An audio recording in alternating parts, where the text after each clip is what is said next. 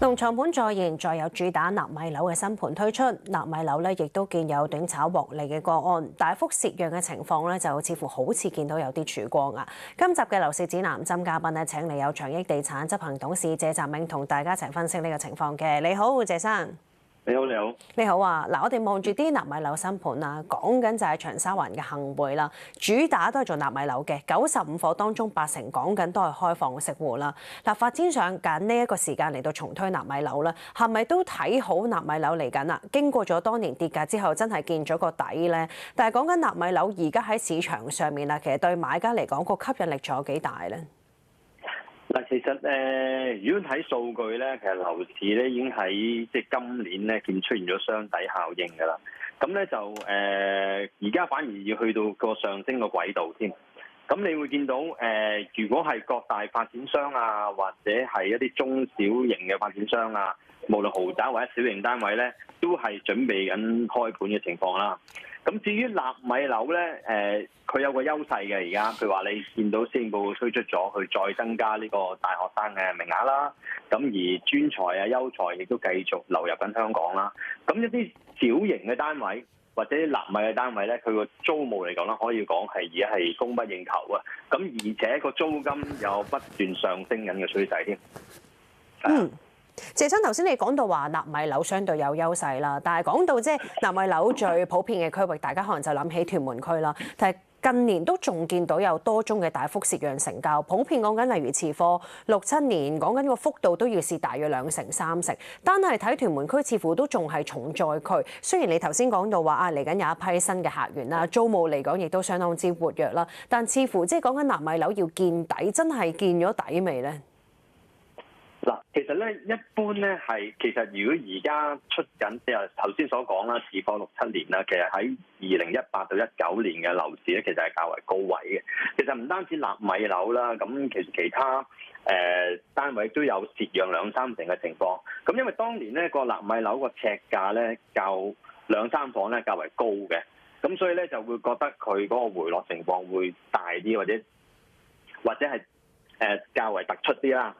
咁咧，其實如果我睇翻前導廳嘅顯示嚟講咧，其實佢可以話嗰個跌勢咧就未顯示到出嚟，即係個上升幅度未顯示翻出嚟嘅。咁無論成交量啊、尺價，如果我哋睇現場嚟講咧，即係現時嘅成交咧，其實已經係增加緊同埋回升緊嘅。咁如果喺屯門近期屯門第16區較為熱啲啦，咁佢一個納米樓嘅單位只係沿海啊。咁161尺連埋天台嘅，其實佢成交價去到265萬，尺價咧去到16500，差唔多16500蚊一尺嘅。咁其實呢個我哋睇到嗰個力量其實已經係有翻喺度嘅啦，開始。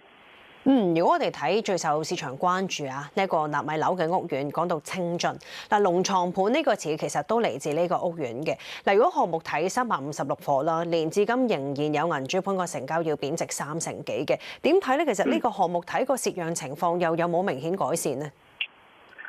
嗱，如果你用清進去做一個例子，佢一個銀主嘅成交個案係特別犀利嘅。咁佢喺19年買入311萬啦，咁喺25年咧以銀主放出就198萬，係蝕讓113萬，係36% 成交嘅。咁其實喺近期咧，除咗呢個咁平嘅個案之外咧，我哋都會見到有啲好特別嘅個案，就係話喺短炒嘅成交咗喎。咁一個167尺同樣喺清進嘅單位啦。咁當其時喺1月份年頭，因為年頭較為低嘅時間啦，今年咁咧就係1月份成交咗193萬。咁咧就佢喺4月份已經係投資者已經放出咗啦。咁佢係上升咗係47萬嘅，咁啊240萬放出咗嘅。咁我哋見到其實喺早輪嘅情況已經係再得到改善啦。咁其實蝕讓出貨啦，講緊呢一啲上手業主，通常佢哋係有啲咩考量或者有啲咩因素，點解會做咁嘅部署嘅咧？銀行嘅講緊銀主盤個存量都持續高企啦，又會唔會繼續加速減價去到沽呢啲納米樓咧？嗱，如果我哋睇翻個數據咧，喺24年嘅第一季開始一路升嗰個銀主嘅存量一路升到去25年嘅第二季300個。咁但係我哋見到第三季開始咧，就最近期呢季咧就開始有回落，得翻269個。咁其實差唔多跌咗成10%㗎啦。咁我哋相信可能第四季咧，佢會繼續有個持續嘅下跌嘅情況，慢慢咁回落翻嚟嘅。咁而一般而家業主佢譬如話，可能一啲納米樓去出貨，通常佢哋會計一計自己條數咯。咁譬如話當年喺19年6、7年前買入啦，咁就300萬買入，其實佢而家剩翻嘅本咧就大約係如果俾30首期，大約係170萬到啦。咁我相信佢哋有成40至50萬嘅資金可以攞得翻嘅。